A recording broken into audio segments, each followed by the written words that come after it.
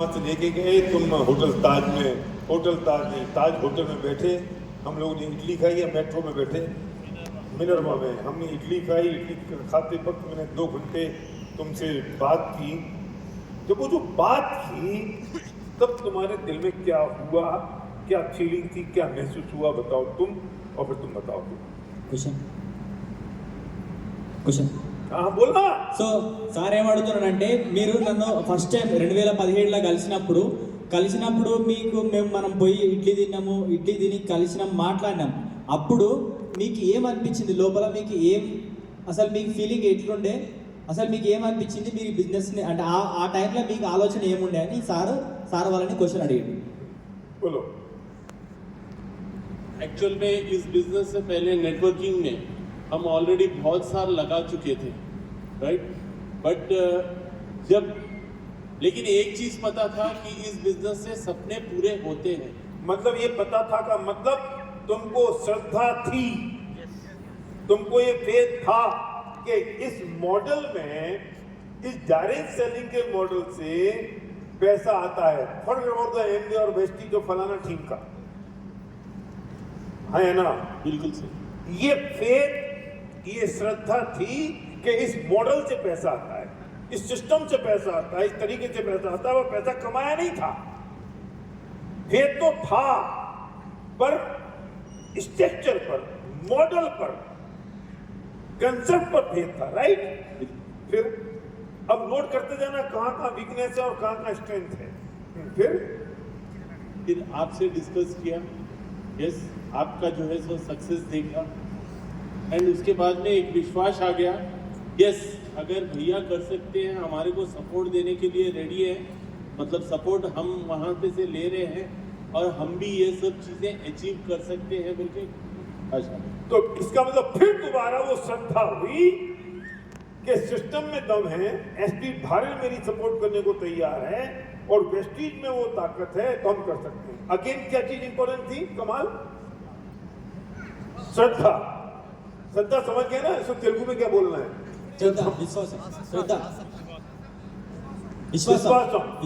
विश्वास में हिंदी में बोल सकता हूँ, पर मैं क्यों श्रद्धा बोल रहा हूँ? क्योंकि मैं विश्वास सबके दिमाग में कहीं ना कहीं रूढ़ हो गया है. तो उसको कहीं ना कहीं तुम किसी और परिभाषा में समझने की कोशिश करते हो. फेथ, विश्वास, इसे मैंने अलग शब्द का उपयोग किया, श्रद्धा. भगवान के ऊपर तो विश्वास नहीं है, श्रद्धा है. फर्क है ना? तेलुगु में भी श्रद्धा है सर. तेलुगु में भी श्रद्धा है. Yes. भगवान के ऊपर में फेथ नहीं है, श्रद्धा है. अपनी पत्नी के ऊपर विश्वास है कि वो किसी और की नहीं है, मेरी है. लेकिन भगवान के ऊपर विश्वास नहीं, फेथ नहीं, श्रद्धा है. तो ये फर्क है ना, थोड़ा सा, बहुत बारीक फर्क है, लेकिन उसका रिजल्ट बहुत बड़ा है. तो इंद्र ने क्या बोला कि मुझे सब पे श्रद्धा थी, कॉमन फैक्टर श्रद्धा. फिर मुझे एसपी भारत पे श्रद्धा हुई, फिर मुझे लगा वेस्टीज में भी ये काम हो सकता है, तो श्रद्धा ने काम किया ना. अभी काम हुआ नहीं शुरू, फेलियर थे ये, फेलियर, कभी कमाया नहीं. लेकिन वो जो श्रद्धा थी उससे डिसीजन हो गया, राइट? फिर क्या किया?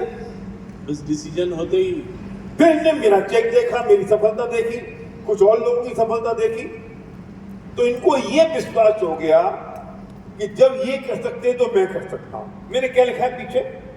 बोर्ड दिखाना स्क्रीन पे. श्रद्धा. दूसरी बात क्या लिखी है मैंने? बोर्ड दिखा बेटा. हाँ, मैंने वहां देखो, लेफ्ट में सामने दिखा देना, सामने दिखा सकता है. मैंने क्या लिखा है? श्रद्धा. फिर दूसरा क्या लिखा है? क्या इस बिजनेस से मिल जाएगा ये श्रद्धा? किसे?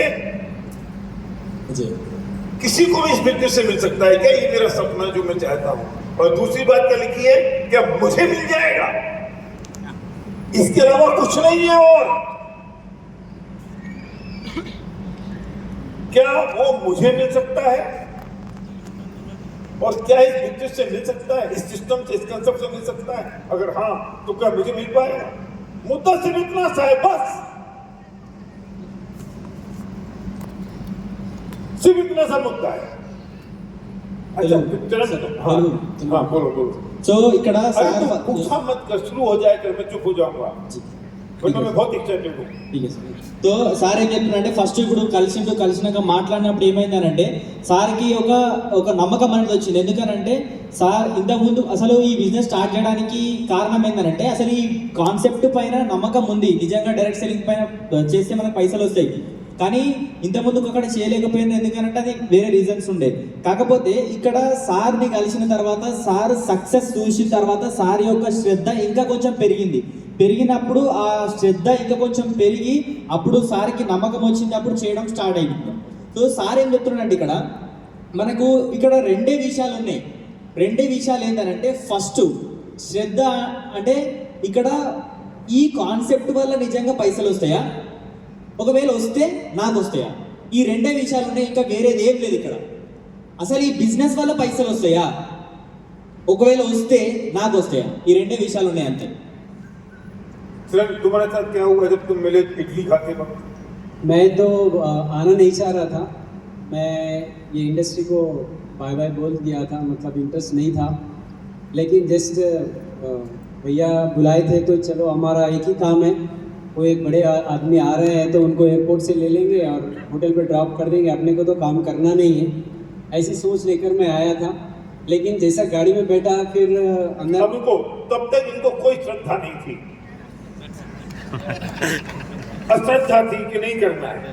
मैं ये सिद्ध करना चाहता हूं कि व्हाट इज द नहीं क्या चीज है जो डिसाइडिंग फैक्टर है. What is the deciding factor of your success. अगर ये बात आज समझ में आ गई ना जो मैं कहने जा रहा हूं, 90 दिन में तुम वो करोगे जो पूरी दुनिया में कभी नहीं हुआ होगा. और समझ में आ जाए तो, और मैं समझा पाऊं तो उतना ही कठिन काम है मुझे भी समझाना. और ये ना वास्तव में सच बताऊं, जितनी गहराई से मैं बात कर रहा हूं उतनी गहराई से मैं सोच के नहीं आया था, जितनी गहराई से बोलूंगा. ठीक है, एक लाइन लिख ली इस टॉपिक पे बात करूंगा. वो तो अभी पता नहीं, अभी चढ़ते चढ़ते स्टेज पे ही ऐसा कुछ हो गया है. मेरे वो अंदर देवता आ गए, देवता. సో ఇక్కడ ఫస్ట్ చరణ్ సార్ కలిసినప్పుడు సార్ కలవడానికి అసలు ఇష్టమే లేకుండే. ఎందుకంటే ఒక పెద్ద వ్యక్తి వస్తున్నాడు కాబట్టి తీసుకొని పోదాము, హోటల్ ఇచ్చి పెడదాం అంతే. అంటే అసలు మాట్లాడటం కూడా ఇష్టం లేకుండే, ఎందుకంటే ఒక గౌరవం ఉండే అంతే, జస్ట్ ఆయన డ్రాప్ చేసి పోదామని. కానీ దాని తర్వాత సార్ని కలిసిన తర్వాత నెక్స్ట్ అవుతుంది. అయితే చూడండి ఇక్కడ సార్ ఏమడుతుంది, మళ్ళీ బారిల్ సార్ ఏం చెప్తున్నంటే అసలు సార్కి ఆ శ్రద్ధ అనేది లేకుండే, అంటే అశ్రద్ధ ఉండే. కానీ అసలు ఏం ఫ్యాక్టర్ అనేది, అంటే ఒక వ్యక్తి బిజినెస్ స్టార్ట్ చేయడానికి ఏం ఎఫెక్ట్ చేస్తుంది అనేది ఇక్కడ నేను చెప్తున్నాను. ఒకవేళ ఇది చెప్పేది మీకు అర్థమైంది అనుకోండి, ఈ భూమి మీద ఇప్పటివరకు ఏదైతే పని జరగలేదో ఆ పని మీరు చేయగలుగుతారు. అది ఎప్పుడు జరుగుతుంది, నేను అది చెప్పగలిగినప్పుడు, మీరు దాన్ని వినగలిగి అర్థం చేసుకున్నప్పుడు. ठीक बोला. हाँ फिर क्या हुआ? तो सवाल बहुत सारे थे, मतलब बहुत कुछ निगेटिव सवाल थे मेरे पास. तो मैं आपसे पूछते गया एयरपोर्ट, जैसा हम कार में बैठे पूछते फिर होटल में पहुंचे और ब्रेकफास्ट हो गया, इडली हो गया, लंच हो गया. मेरे ख्याल से 4-5 घंटे मैंने बहुत सवाल पूछे और मेरे अंदर जितना भी निगेटिव था वो पूरा खत्म हो गया. नेगेटिव खत्म कब हुआ? जब आपने सवाल पूछे. प्रॉब्लम क्या है? तुम सवाल पूछते नहीं है. प्रॉब्लम क्या है कि हम खुद ही क्वेश्चन कर लेते हैं, खुद ही आंसर दे देते हैं, अपने के पास जाते नहीं है. अगर ये आते नहीं तो काम नहीं होता, आ जाते और क्वेश्चन नहीं पूछते तो काम नहीं होता. खुद ही क्वेश्चन करके खुद ही आंसर दे देते तो काम नहीं होता. खमर बैठ जा, हिल मत कहीं, तेरे लिए कर रहा हूं मैं. खमर ही है ना, कहीं नहीं रे यार, तुम दोनों में बड़ा प्रॉब्लम है. खमर हो कहीं से. हाँ, समझ में आया तुमको? तो क्वेश्चन पूछे, और किस तरीके से क्वेश्चन पूछे? समझने के लिए क्वेश्चन पूछे, गला पकड़ने के लिए क्वेश्चन नहीं पूछे. और मैंने उसको जवाब देना शुरू किया. अब సో ఇక్కడ సార్ వాళ్ళు కలిసి పోవడం స్టార్ట్ చేసిండు, జర్నీ స్టార్ట్ అయింది, కార్లో కూర్చున్నారు. అయితే చరణ్ సార్ క్వశ్చన్స్ అడుగుతూనే ఉన్నాడు, బారిల్ సార్ ఆన్సర్ చెప్తున్నాడు, అడుగుతూనే ఉన్నాడు, ఆన్సర్ చెప్తూనే ఉన్నాడు. సో దాని తర్వాత ఏమైందంటే హోటల్కి పోయారు. అట్లా క్వశ్చన్స్ మీద క్వశ్చన్స్ అడిగిన తర్వాత బ్రేక్ఫాస్ట్ అయిపోయింది, లంచ్ అయిపోయింది. ఇక్కడ ఏమైందంటే మెల్లమెల్లగా సార్ లోపల ఏదైతే నెగిటివిటీ ఈ బిజినెస్ పైన ఈ బిజినెస్ పట్ల ఉండేనో ఆ నెగిటివిటీ మొత్తం క్లోజ్ అయిపోయింది. ఎందుకు క్లోజ్ అయిపోయిందనంటే ఇక్కడ సార్ క్వశ్చన్స్కి ఏవైతే ఉన్నాయో అవికి క్లారిటీ జరిగింది. ఇక్కడ సార్ ఏం చెప్తున్నాడంటే, బారిల్ సార్ ఏం చెప్తున్నాడంటే ఇది చాలా అంటే చాలా ఇంపార్టెంట్ పాయింట్. ఎప్పుడు మరి నెగిటివిటీ కథమవుతుందనంటే మన లోపల ఏవైతే క్వశ్చన్స్ ఉన్నాయో అవి మనం బయటకు తీసినప్పుడు నెగిటివిటీ కథమవుతుంది. కానీ జనాలు ఏం చేస్తారంటే నెగిటివిటీ అనేది పోవడానికి అసలు క్వశ్చన్స్ అడగరు, అప్లైన్ దగ్గరికి రారు. కేవలం వాళ్ళే క్వశ్చన్ అడుగుతారు, వాళ్ళే ఆన్సర్ చెప్పుకుంటారు. ఆ క్వశ్చన్ మీ లోపలనే ఉంటుంది కాబట్టి ఆ నెగిటివిటీ అనేది మీ లోపల నుంచి పోదు, అప్పుడు పని జరగదు. సో మీరు ఏం చేయాలంటే మీ లోపల ఏం క్వశ్చన్స్ ఉంచుకోవద్దు, అన్ని అప్లైన్ ముందట పెట్టేసేయాలి. అప్పుడే మీకు నెగిటివిటీ పోయి మీకు ఒక క్లారిటీ వస్తుంది ఈ బిజినెస్ పైన అని చెప్తున్నాను. तो अब मैं आपसे कहता हूं कि हमने क्वेश्चन आंसर सेशन रखा है. आपके पास जितने क्वेश्चन है आप लिखिए और टूल काउंटर पर जो राहुल वहां बैठा है उसको दे दीजिए. वो सेशन कल या परसों है मुझे पता नहीं ग्रिड में, लेकिन जो भी क्वेश्चन है आपको कि आपकी इनकम 50,000 महीने से अगले 3 महीने में कैसे इंक्रीज हो, क्यों नहीं हो रही है, आपसे काम क्यों नहीं हो रहा है, क्या दिक्कत आ रही है, क्या परेशानी आ रही है, एट व्हाटएवर जो भी दिमाग में क्वेश्चन, जैसे चरण के दिमाग में क्वेश्चन थे वे सारे क्वेश्चन आप लिख लीजिए. आपका नाम लिखना हो तो लिखना, मत नहीं लिखना हो तो मत लिखना, फोल्ड करके देना हो फोल्ड करके दे देना, स्टेपल कर देना और काउंटर पर राहुल को आज शाम तक आप दे दीजिए. कल हम उसकी स्क्रूटनी करेंगे. जो काम के क्वेश्चन होंगे उनको लेंगे, बेकार के क्वेश्चन को नहीं लेंगे, पहले मैं बता रहा हूं. और काम के कौन से क्वेश्चन होंगे? 50,000 रुपये महीने अगले 90 दिन में आपकी इनकम में कैसे ऐड हो सकते हैं और उसमें क्या चीज आपको रोक रही है. ठीक है. సో అందుకనే మేము ఏం చేసినామంటే ఇప్పుడు ఒక కొత్త సెషన్ పెట్టినాము, అది క్వశ్చన్ ఆన్సర్ సెషన్ అన్నమాట. సో ఆ క్వశ్చన్ ఆన్సర్ సెషన్ ఏంటంటే మీకు మీ లోపల ఏమేమి క్వశ్చన్స్ ఉన్నాయో అవన్నీ తీయండి, బయటకు తీసి రాయండి. 50,000 చెక్కు మీకు రాకపోవడానికి, నెక్స్ట్ మీకు వచ్చే చెక్కులో 50,000 యాడ్ కావడానికి మిమ్మల్ని ఏం ఆపుతున్నది, మీ లోపల ఏమేమి డౌట్స్ క్వశ్చన్స్ ఉన్నాయో అన్ని రాయండి. రాసి బయట టూల్ కౌంటర్ దగ్గర రాహుల్ సార్ ఉంటాడో అతనికి ఇచ్చేసేయండి. మీ నేమ్ రాయాలంటే రాయండి, లేదంటే లేదు, స్టాప్లర్ కొట్టిస్తారా, మీరు ఏమనేయండి, కాకపోతే రాయండి. తర్వాత ఏవైతే మంచి క్వశ్చన్స్ ఉంటాయో అంటే ఏవైతే కరెక్ట్ క్వశ్చన్స్ ఉంటాయో అవిటిని మేము తీసుకుంటాం, ఖరాబ్ క్వశ్చన్స్ అన్ని పక్కకు పెట్టేస్తాం. సో ఏవైతే ఆన్సర్ చేయగల క్వశ్చన్స్ ఉంటాయో అవన్నీ చేసి మేము మీకు ఆన్సర్ ఇస్తాం. సో అట్లాంటి ఒక సెషన్ కూడా మేము చేస్తున్నాం ఇప్పుడు. సో అది రేపు అవుతుందో ఎప్పుడైతే తెలియదు, కానీ మీరు ఆ పని చేయండి. మీ క్వశ్చన్స్ ఏ ఉన్నా సరే ఎవ్వరు కూడా మొహమాట పడకుండా రాసి ఇవ్వచ్చు. चलो फिर क्या हुआ? ఏ లాంగ్వేజ్ అయినా రాయొచ్చు, ఏ లాంగ్వేజ్లోనే రాయొచ్చు. किसी भी लैंग्वेज में. तो मेरे को इंडस्ट्री पे निगेटिविटी था, वो क्लियर हो गया. फिर बहुत सारे लोग इसमें झूठ मूठ बोलते हैं और इंडिया में नहीं होगा, अमेरिका के लोगों को ये होता है, वो भी डाउट क्लियर हो गया. फिर अपलाइंस के ऊपर भी बहुत कुछ निगेटिविटी था, आपके ऊपर था, मतलब अपलाइन आप ही है, तो वो भी क्लियर हो गया. उससे ये भी क्वेश्चन पूछे आपने कि 300 करोड़ रुपए वेस्टिज से लिए, इससे भी पूछा मुझसे. एमडे से भी लिए, वेस्टिज से भी लिए, दोनों से लिए मैंने. किसी को पता था मैंने एमडे से लिए, किसी को पता था मैंने वेस्टिज से लिए. मैंने एमडे को बर्बाद कर दिया, ये भी क्वेश्चन था. मैंने पता नहीं क्या क्या किया, ये भी क्वेश्चन थे. और उसने ईमानदारी से सारे क्वेश्चन पूछे और मैंने बहुत शांति से सब क्वेश्चंस का जवाब दिया. क्यों? क्योंकि मेरी कुंडली में लिखा हुआ है कि लोग मेरी बदनामी करेंगे, कुछ दिन के बाद वे मेरे सबमिशन में आ जाएंगे. సో సార్ క్వశ్చన్స్ అడిగిన తర్వాత సార్ యొక్క డౌట్స్ ఏవైతే ఉన్నాయో అవన్నీ క్లియర్ అయిపోయినాయి. సో ఎందుకనంటే ఇంతకుముందుకు కంపెనీ మీద అపోహ ఉండే, నెక్స్ట్ సార్ పైన కూడా డౌట్స్ ఉండేనంట. సో సార్ డబ్బులు తీసుకున్నారు, ఇవన్నీ అట్లా డౌట్స్ ఉండేనంట. కానీ అవన్నీ డౌట్స్ని చాలా క్లియర్గా మొత్తం అర్థం చేసుకున్న తర్వాత, సో మంచిగా అర్థమైన తర్వాత బిజినెస్ని స్టార్ట్ చేయడం జరిగింది. సో మరి సార్ ఏం చెప్తున్నాడంటే, నా జాతకంలో రాసి ఉండే ఏంటిదనంటే ఇట్లా నా పైన బద్నామీ అంటే ఆరోపణలు అన్నీ వస్తాయి, వచ్చిన తర్వాత వీళ్ళందరూ కూడా మళ్ళీ నా సబ్మిషన్లో మారుతారని రాసి ఉంటుంది, కాబట్టి ఇదంతా జరిగిందని చెప్తున్నాడు సార్. तो जैसे ये डाउट्स क्लियर हो गए, फिर हमने वेस्टिज के बारे में डिस्कशन किया और इंडिया के अंदर इस तरीके की कंपनी में लाखों का इनकम लोग ले रहे हैं और मर्सिडीज BMW कार जैसे अचीवर्स है आपने बताया।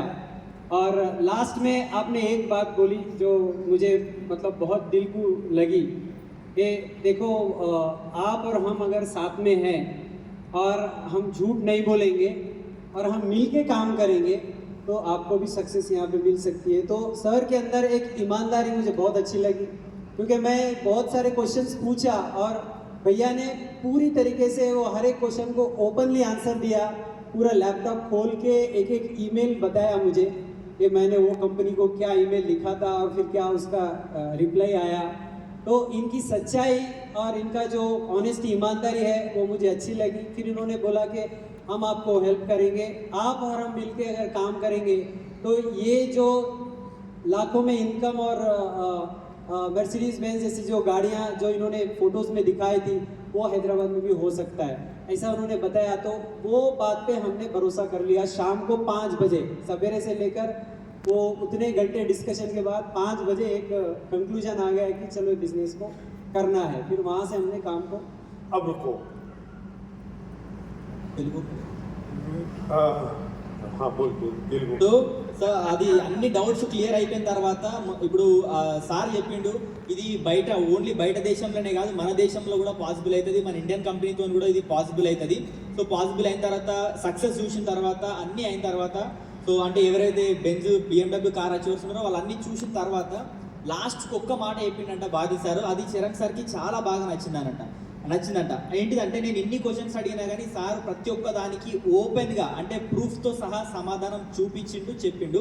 దాని తర్వాత లాస్ట్కి ఏమైందంటే సార్ లోపల ఉన్న అంటే బాలి సార్ లోపల ఉన్న ఇమాందారీ అంటే నిజాయితీ, హానెస్టీ అనేది చాలా బాగా నచ్చింది. సో నచ్చడం వల్లనే ఈరోజు సార్ బిజినెస్ని బిల్డ్ చేస్తున్నారు. ఎందుకనంటే నేను మీకు హెల్ప్ చేస్తా, ఎలాంటి అబద్ధం లేదు. సో మనం కలిసి పనిచేద్దాం, కలిసి పనిచేస్తే బయట ఏవైతే సక్సెస్ ఆడి BMW మర్సిడీస్ ఉన్నాయో అవి మన హైదరాబాద్లో కూడా వస్తాయి. మనం కలిసి పనిచేద్దాం అనే ఒక్క మాట ద్వారా సార్ వాళ్ళు ఈరోజు కలిసి పనిచేస్తున్నారు. अब सुनो चरण, मैंने तुम्हें LOB समझाई, LOB कैसे आती है कैसे नहीं आती? आज तक नहीं समझा। సార్ ఎప్పుడన్నా నీకు ఎల్ఓబి గురించి నేను ఎప్పుడన్నా చెప్పినానంటే ఇప్పటి వరకు కూడా ఎల్ఓబి గురించి నేను చెప్పలేదని చెప్తున్నాడు. मैंने सिर्फ ये बताया कि इस प्लान में ब्रेक अवे नहीं होता, क्या होता है वो हर महीने ऐड होता रहता है उसको, Accumulation. वो भी भूल गया मैं, अक्यूमुलेटिव होता रहता है और तुम कभी जीरो पे नहीं आओगे. एक बीवी की रेट 30 रुपए है, प्रोडक्ट्स की प्राइसिंग कितनी रीजनेबल है और ये प्लान है. पूरा प्लान मैं नहीं बता सकता क्योंकि मुझे LOB बताना नहीं आता है. उसके बाद इनको साइन किया है. कैलकुलेशन और LOB is not important, important is श्रद्धा.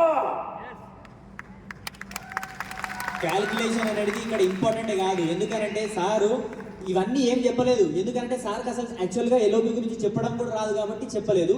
ఇంకొక విషయం ఏంటంటే ఇక్కడ జస్ట్ శ్రద్ధ మాత్రమే ఇంపార్టెంట్. జస్ట్ అక్కడ ఏం చెప్పిండు, ఇక్కడ అక్యుములేషన్ అవుతుంది, నెక్స్ట్ పీవీ రేట్స్ రీజనబుల్ ఉన్నాయి, 30 రూపాయలకు ఒక పీవీ ఉన్నది, ఈ బిజినెస్లో పైసలు ఉన్నాయి, ఇంత మాత్రమే. శ్రద్ధతో చెప్పడం వల్ల ఇది సాధ్యమైంది, క్యాలిక్యులేషన్ వల్ల సాధ్యం కాలేదు. క్యాలిక్యులేషన్ రాకున్నా సరే అని చెప్తున్నాడు. तुम जब प्लान दिखाते हो, ये बहुत इंपॉर्टेंट पॉइंट बोल रहा हूं, इस बात पे उछल जाना तुम, कि जब आप प्लान दिखाते हैं तो उस प्लान का अगर 1 घंटे में कितना परसेंटेज होता है जब आप उसकी ड्रीम पर, उसकी श्रद्धा को लूटने पर, उसको किसी और के द्वारा ये ड्रीम अचीव किया गया है इसकी रिलेटिविटी बताने पर कितना समय डालते हैं और बाकी कैलकुलेशन प्रोडक्ट्स और बाकी पंचायत में कितना टाइम डालते हो. చాలా ఇంపార్టెంట్ అనే విషయం, ఈ ఒక్క మాట ద్వారా మీరు పైకి ఎగిరి కింద కూర్చోవాలి. ఎందుకు అంత ఇంపార్టెంట్ అని అంటే మీరు చెప్పే ప్లాన్ల ప్రొడక్ట్స్, క్యాలిక్యులేషన్స్ ఇంకా ఏవేవైతే ఎంత చెప్తున్నారో అవన్నీ ఇంపార్టెంట్ కాదు. ఇక్కడ మీరు ఎంత అయితే ఎక్కువ టైంని మీరు మనకు డ్రీమ్ ఎక్సర్సైజ్లో ఆ డ్రీమ్ని బయటకు తీయడంలో, నెక్స్ట్ అట్లా డ్రీమ్ ఎవరైతే అచీవ్ చేస్తున్నారో వాళ్ళకు రిలేట్ చేయడంలో మీరు ఎంత ఎక్కువ టైం పెడితే మీ ప్లాన్ అంతా సక్సెస్ అవుతుంది అని చెప్తున్నారు. समझ में आई बात जो मैंने कहा हुआ? मैं दोबारा बोलूं मैं, ये बहुत इंपॉर्टेंट बात है ये। जब 1 घंटे आप उसके साथ बैठे पवन राज जी, तब आप उसके पास कितना परसेंटेज ऑफ टाइम प्लान की कैलकुलेशन, प्रोडक्ट्स के डेमो, प्रोडक्ट्स की प्राइसिंग, एलओवी, स्ट्रक्चर में डालते हैं, और कितना परसेंटेज ऑफ टाइम उसकी ड्रीम में, उसकी ड्रीम एक्सरसाइज में, उसको श्रद्धा हो इस बिजनेस पर, इस पर उसको जो उसके सपने हैं, बेसपने किन किन ने कैसे कैसे अचीव कर लिए, उसकी रिलेटेबिलिटी पर डालते हैं। 60 to 70% टाइम इस पे डालना चाहिए जो मैं कह रहा हूं इन द फर्स्ट मीटिंग, और 30% टाइम कैलकुलेशन प्लान में डालना चाहिए इन द फर्स्ट मीटिंग। और जब वो अंदर आ गया, उसको फेथ आ गया, तो पूरी जिंदगी पड़ी है ना उसे समझाने के लिए कैलकुलेशन को। लेकिन जब वो अंदर ही नहीं आया तो कैलकुलेशन समझाओगे किसको? The first object is to get in. वो अंदर आया, समझ में नहीं आई बात? जब किसी लड़की को देखने जाते हैं ना, तो पहली कोशिश तो ये है कि वो लड़की हाँ कर दे, उसे मैं पसंद आ जाऊं। उसके बाद बाकी सारी बातें तो उसके बाद होंगी ना। अगर पसंद ही नहीं आया तो बाकी सब बात करने से क्या फायदा होगा? वो पसंद किससे आएगा? कैलकुलेशन से नहीं आएगा, ड्रीम से आएगा। సో ఇక్కడ ఒక గంట టైం మీరు ప్లాన్ చెప్పడానికి పెడుతున్నారు. ఆ గంట టైంలో మీరు డ్రీమ్ని బయటికి తీయడంలో ఎంత టైం తీస్తున్నారు, నెక్స్ట్ ఆ డ్రీమ్ని తీసిన తర్వాత రిలేట్ చేయడంలో జనాలకి ఎంత టైం తీస్తున్నారు, ప్రొడక్ట్ డెమో చూపించడానికి, క్యాల్కులేషన్ చేయడానికి, స్ట్రక్చర్ పైన చూపించడానికి ఎంత టైం తీస్తున్నారు అనేది చాలా ఇంపార్టెంట్. ఇక్కడ 60 నుంచి 70% టైం అనేది దేనిపైన తీయాలంటే డ్రీమ్ ఎక్సర్సైజ్ పైన తీయాలి, జనాలకి రిలేట్ చేయడం పైన తీయాలి, వాళ్ళకి శ్రద్ధ రావడం పైన తీయాలి. ఎందుకనంటే ఇక్కడ మీరు ఫస్ట్ వాళ్ళు ఇవన్నీ చెప్పడం వేస్ట్. ఎందుకనంటే ఫస్ట్ వాళ్ళు ఈ బిజినెస్లోకి రావడానికి వాళ్ళు రాకనే పోతే వాళ్ళ ఇవన్నీ చెప్పి ఏం లాభం? సో ఫస్ట్ మీరు ఏం చేయాలి? వాళ్ళు ఈ బిజినెస్లోకి రావాలంటే ఏం చేయాలి? ఈ డ్రీమ్ ఎక్సర్సైజ్ చేయాలి, ఇవన్నీ చేయాలి. డ్రీమ్ ఎక్సర్సైజ్ చేసి రిలేట్ చేసినప్పుడు వాళ్ళు జనాల లోపలికి వస్తారు. ఇప్పుడు ఎగ్జాంపుల్కి ఒక మ్యారేజ్ గురించి చెప్పిండు, పెళ్లి చూపులు అవుతున్నాయి. పెళ్లి చూపులు అప్పుడు ఫస్ట్ ఇంపార్టెంట్ ఏంది? ఫస్ట్ అమ్మాయికి అబ్బాయి నచ్చాలి, అది ఇంపార్టెంట్. సో ఎందుకనంటే ఇప్పుడు క్యాల్కులేషన్ చెప్పి అవన్నీ ఇప్పుడు ఒకసారి వాళ్ళు బిజినెస్లోకి వచ్చిన తర్వాత జీవితం మొత్తం ఉంది కదా ఆయనకు అన్ని నేర్పించడానికి. ఫస్టే నేర్పించి ఏం చేస్తావు? ఫస్ట్ వాళ్ళు రాకనే పోతే వాళ్ళకి అన్ని నేర్పించి ఏం లాభం ఉండదు. నెక్స్ట్ ఇంకొకటి, ఇక్కడ ఎప్పుడైతే పెళ్లి చూపులు పోతున్నావు ఫస్ట్ నచ్చాలి. నచ్చిన తర్వాత నువ్వు ఎన్నన్నా మాట్లాడవచ్చు జీవితాంతం. సో ఇక్కడ నచ్చడం అనేది ఇంపార్టెంట్. అందుకని ఇక్కడ డ్రీమ్ ఎక్సర్సైజ్ అనేది అంత ఇంపార్టెంట్, జనాలకు రిలేట్ చేయడం అనేది అంత ఇంపార్టెంట్, శ్రద్ధ తీసుకురావడంలో అంత ఇంపార్టెంట్. అందుకని మనం చెప్పే ప్లాన్లో 60 నుంచి 70% టైం డ్రీమ్ ఎక్సర్సైజ్కి ఇవ్వాలని చెప్తున్నాడు ఇక్కడ. तब जब मैं तुम्हारे पास आया था तब ड्रीम की सक्सेस प्रोफाइल थी? नहीं थी। हाँ, जब मैं इनके पास आया तब विनिंग टीम की सक्सेस प्रोफाइल नहीं थी। సార్ వాళ్ళ దగ్గరకు పోయినప్పుడు ఈ వినింగ్ టీమ్ సక్సెస్ ప్రొఫైల్ లేదు. विनिंग वेस्टिज के पास एक कार बुक थी काले कलर की, जिसको देख के मैं आया और मैं वो लेके घूमता रहता था। और मैंने इनको ये बताया कि देखो इनकी मछली आ गई, इनकी ऑडी आ गई, ये आदमी ऐसा था, इस आदमी ने ऐसा कर लिया, जिनका चेक 10 लाख रुपए का है, इसका चेक आज 20 लाख रुपए का है, इसका चेक आज 32 लाख रुपए का है। ये सब मैं किनको बता रहा था? क्रॉस लाइन को। मेरा चेक नहीं था दिखाने को, लोग इस बात को बोलो, माइक से बोलो। मैं इच्छा तो थी बोलने की, पर बिना परमिशन के कैसे बोल सकता हूँ? परमिशन मिली तो मैं आया। कई लोग इस बात को रोते रहते हैं, मैं सही शब्द बता रहा हूँ, कि मेरा चेक दासू जी जितना हो जाए तो मेरे को तो आराम से ज्वाइन कर लेगा। अब दासू जी आपका पहला चेक कितने का था? 424 रुपीज। अब दासू जी ये सोचे अगर दासू जी ने शुरुआत 424 रुपए से करी, फिर वो आज जाकर 16-17 लाख रुपए पे पहुंचे। सलीम भाई का सेम स्टोरी, और जितने भी सब लोग यहाँ पर खड़े हुए हैं, हमारे साथ भी यही स्टोरी था, और उससे भी ज्यादा बुरी स्टोरी थी। भरत ध्यान देना इस बात पे और ट्रांसलेट करके बताना। वेस्टीज का ब्रांच ऑफिस नया इनॉग्रेट हुआ जयपुर में, गौतम बाली जी उस ऑफिस को इनॉग्रेट करने आए, हम वहां पर खड़े हुए इनॉग्रेशन के इंतजार में, और इनॉग्रेशन हो नहीं रहा था। पता है क्यों? क्योंकि एएसएन ने आके बोला, वेस्टीज के एएसएन ने, सर हमारे क्राउन आ रहे हैं भरतपुर से, भरतपुर एक जगह राजस्थान, हम उनका इंतजार कर रहे हैं। और आपको पता है एसपी भारल और सर्वज्ञ भारल का पिन क्या था उस समय? गोल्ड। हम गोल्ड डायरेक्टर, और हम वहां पर ये सुन रहे हैं कि हम अपने क्राउन डायरेक्टर का वेट कर रहे हैं, क्योंकि वो नहीं आए तो इनॉग्रेशन कैसे हो सकता? और वो एमवे में था, ग्रीन टी यूज करता था, हमारे एलओएस में नहीं था, लेकिन वहां तो हमने दूसरे लोगों को भी सपोर्ट दे दिया था। हमारा ही बच्चा था समझ लो को, और हम उसके इंतजार में खड़े रहे इस बात के लिए।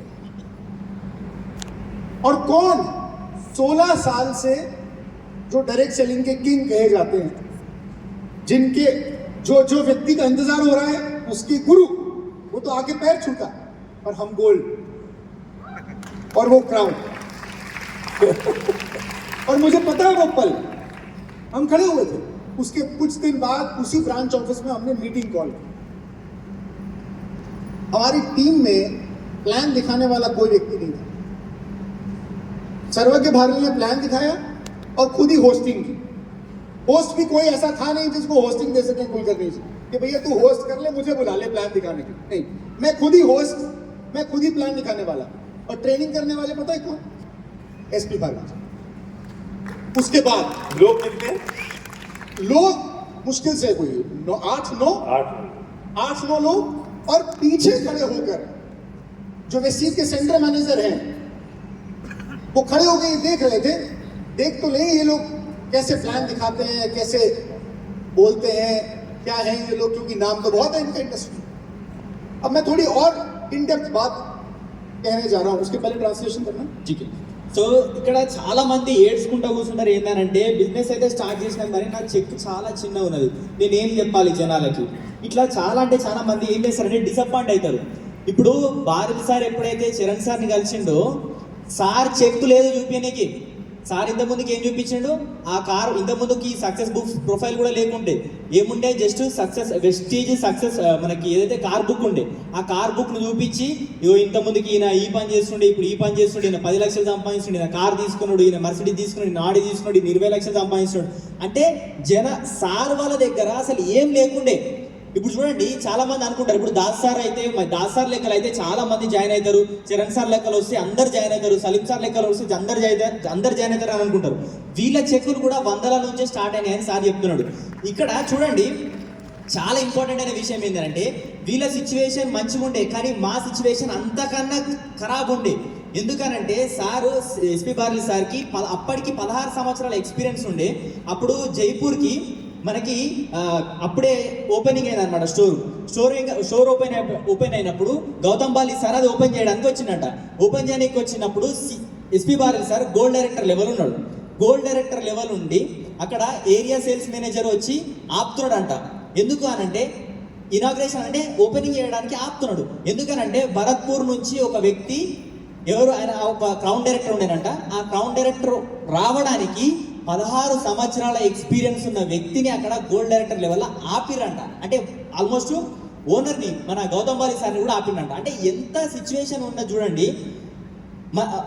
మళ్ళీ ఎందుకని మళ్ళా ఆయన కూడా ఎవరైతే ఆ క్రౌన్ డైరెక్టర్ వచ్చేటుండేనో ఆయన కూడా సార్ టీచింగ్ తీసుకొని ఇంతకుముందుకు వేరే కంపెనీలో సార్ టీచింగ్ తీసుకొని సక్సెస్ అయిన వ్యక్తే. అట్లాంటి వ్యక్తి కోసం సార్ మాకు అక్కడ విచిత్రం ఏందనంటే ఆ వ్యక్తి వచ్చి మళ్ళీ ఎస్పీ గారి సార్ కాలు పట్టుకుంటుండు.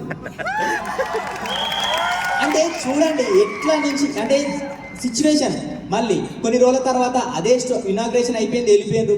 కొన్ని రోజుల తర్వాత అదే మీటింగ్ హాల్లో మళ్ళీ ఒక మీటింగ్ పెట్టుకున్నారంట సార్ వాళ్ళు. మీటింగ్ పెట్టినప్పుడు అక్కడ ఎవరు ఇప్పుడు చాలా మంది ఏమనుకుంటారు, ఒకరు మీటింగ్ చేయాలంటే హోస్ట్ ఉండాలి, ప్లాన్ చెప్పేటోళ్ళు ఉండాలి, వాళ్ళు ఉండాలి, వీళ్ళు ఉండాలి అని అనుకుంటారు. కానీ సర్వజ్ఞ బారెల్ సారే హోస్ట్, సర్వజ్ఞ బారెల్ సారే ప్లాన్ చెప్పేటోళ్ళు. ప్లాన్ చెప్పేటోళ్ళు లేరు, హోస్టింగ్ ఇద్దామంటే కూడా లేదు, ఎందుకంటే ఛాన్సే లేదు అక్కడ. మళ్ళీ మీటింగ్ వినేటోళ్ళు ఎంతమంది? 8 మంది 9 మంది. సో వెనకాల నుంచి ఒక వ్యక్తి చూస్తుండంట, ఏంటిదనంటే అరే వీళ్ళకు పేరైతే బాగున్నది కానీ చూద్దాం వీళ్ళు ఎంతవరకు చేస్తారు అని. అట్లాంటి సిచ్యువేషన్లో సార్ వాళ్ళు ఈ బిజినెస్ని స్టార్ట్ చేసిండ్రు అని చెప్తున్నాడు. మరి ట్రైనింగ్ ఇచ్చిన వాళ్ళు ఎవరు? ఎస్పీ వారెల్ సార్.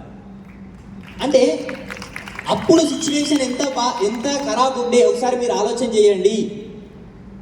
ఇప్పుడు సిచ్యువేషన్ మంచిగా ఉన్నది, పెద్ద బిజినెస్ అయింది కాదు, మనం ఏ సిచ్యువేషన్లో ఉన్నామో అదే సిచ్యువేషన్లో బిజినెస్ని స్టార్ట్ చేయాలి.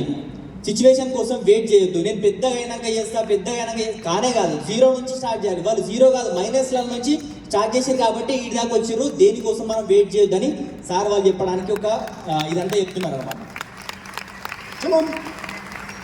जब हम नीचे होते हैं और नीचे से ऊपर जाते हैं तो सोचने का तरीका अलग होता है, पर जब नीचे हो, ऊपर जा चुके हो और फिर ऊपर से थड़ाम नीचे गिरे हो, उस समय सोचने का तरीका भी अलग हो जाता है. చాలా ఇంపార్టెంట్ ఏంటంటే మనం కిందికి వెళ్ళి పైకి పోయినప్పుడు ఆలోచన చేసే విధానం వేరే ఉంటుంది. కానీ ఎప్పుడైతే కింది నుంచి పైకి పోయి ఒక్కడేసారి ధడక్న కింద వాడి మళ్ళీ లేవేసేటప్పుడు అప్పుడు ఆలోచన విధానం వేరే ఉంటుంది అని చెప్తున్నాను. हमारे साथ सिचुएशन ये थी कि 16 साल इंडस्ट्री में हो चुके थे, 99 से लेकर 2015 की बात कर रहा हूं. जब मैं प्लान दिखाने के लिए खड़ा हूं और मैं कार बुक, वेस्टीज का कार बुक दिखा रहा हूं और उसमें पहला पन्ना दिखाऊं और बताऊं कि देखो इनके पास 32 लाख रुपए की इनकम आती है, मर्सिडीज है, दूसरे पेज पे ये है, इनकी इतनी इनकम है, इनकी मर्सिडीज है, तीसरे पेज पे ये है, इनकी मर्सिडीज है, और मैं करीब 20 लोगों की मर्सिडीज और ऑडी और BMW दिखा दूं. उस समय मैं भी तो ये सोच सकता था कि यार पता नहीं 8-9 लोग जो नीचे बैठे हुए हैं मीटिंग में, वो ये सोच रहे होंगे कि भालिल साहब तुमको तो 16 साल हो गए, तुम्हारी मर्सिडीज BMW ऑडी का है, और तुम्हारी छोड़ो अब तो तुम्हारा लड़का आ गया, अब तो प्लान दिखा रहे तुम्हारा लड़का, तुम कर रहे हो ट्रेनिंग, और ना दिखाने के लिए तुम्हारे पास चेक और ना दिखाने के लिए गाड़ी. उस समय सिर्फ एक चीज काम कर रही थी हमारे अंदर और वो थी श्रद्धा. कि इनकी आई है तो हमारी भी आई. రైట్.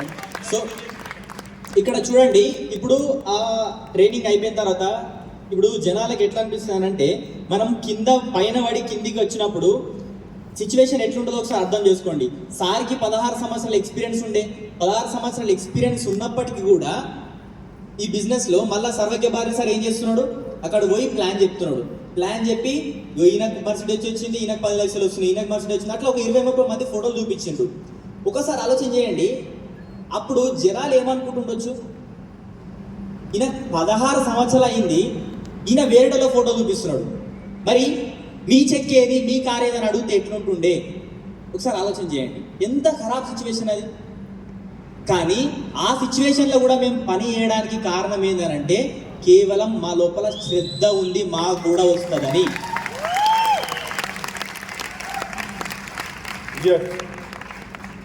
आज तो आपके पास में विनिंग टीम की सक्सेस प्रोफाइल है. आज तो इस विनिंग टीम की सक्सेस प्रोफाइल में आपके अपलाइन का फोटो है. మన దగ్గర అయితే ఇప్పుడు విన్నింగ్ టీమ్ సక్సెస్ ప్రొఫైల్ ఉంది, ఇంట్లో మీ అప్లైన్ ఫోటో కూడా ఉంది. అప్పుడు ఎవరో ఫోటో ఉండే, కానీ ఈరోజు ఇక్కడ మన అప్లైన్ ఫోటో కూడా ఉంది, చూపేయనీకి అని చెప్తున్నాడు సార్. एक अपलाइन नहीं, 2 अपलाइन नहीं, 3 अपलाइन नहीं, 4 अपलाइन, 5 अपलाइन के फोटो, और जिनको आप अगले अपकमिंग वीक की सीईओ मीटिंग में हाथ मिला सकते हो, उनसे फोटो खिंचवा सकते हो, उनको वो ब्रीफ दे सकते हो, उनसे उसी वक्त जब आप प्लान दिखा रहे हो तो उनसे फोन पे बात करा सकते हो, अपने मोबाइल में उनके साथ अपना फोटो दिखा सकते हो, वो आपको अप्रिशिएट करते हुए. ये सब काम आज आपके पास है ना. और मैं किसी और का दिखाते हुए कर रहा था, और तब भी मैं ये कह रहा था कि मेरे पास नहीं है तो मैं बिजनेस कैसे बिल्ड करूंगा. और जो भी सर्वज्ञ कह रहा था कि लोग इसलिए कहते हैं कि मेरे पास चेक नहीं, मैं कैसे बिजनेस बिल्ड करूं. अरे तुम्हें बिजनेस बिल्ड तब करना पड़ेगा जब चेक नहीं होगा, और उससे ही बिजनेस बिल्ड होगा. సో ఇక్కడ చూడండి, మన దగ్గర ఇప్పుడు ఒక అప్లైన్ ఫోటో ఉంది, ఇద్దరిది, ముగ్గురిది, 5-10 మంది అప్లైన్ ఫోటో ఉంది, మన దగ్గర నంబర్ కూడా ఉన్నది, వాళ్ళతో దిగిన ఫోటోలు కూడా ఉన్నాయి, మనం అవి చూపించి బిజినెస్ ని తీసుకురావచ్చు. ఇక్కడ జనాలు ఏం చెప్తున్నారంటే నా దగ్గర ఏం లేదు